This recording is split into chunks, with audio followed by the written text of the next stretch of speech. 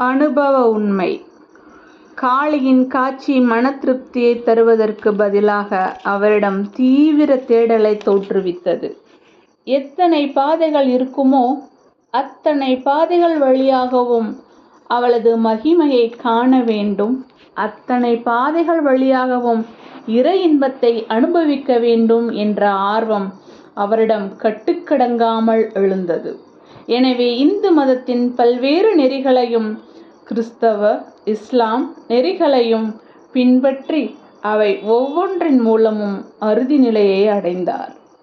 சமய வரலாற்றில் இத்தகைய நிகழ்ச்சி இதற்கு முன்பு நடந்ததில்லை. இவ்வாறு தமது சோதனைகளுக்கு பிறகு அவர் எத்தனை மதங்களோ அத்தனை வழிகள் என்ற அனுபவ உண்மையை வெளியிட்டார். எல்லா மதங்களும் அறுதி உண்மையை நோக்கி நம்மை அழைத்து செல்பவைதான். எந்த மதங்களையும் குறை சொல்ல வேண்டாம். எனவே மதங்களுக்குள் சண்டை வேண்டாம். ஒருவன் தனது நெறியில் மனப்பூர்வமாக ஈடுபட்டால் போதும், அதுவே அவனை உண்மையில் சேர்க்கின்ற பாதையாக அமையும். இந்த சமய சமரச கருத்து காலத்தின் தேவைக்கு மிகவும் ஏற்புடையதாக இருந்தது.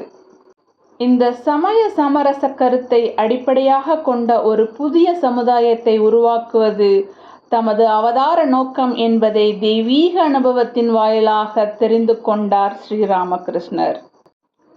காளி தேவியின் கரங்களில் தாம் ஒரு கருவியே என்பதை உணர்ந்தார் ஸ்ரீராமகிருஷ்ணர்.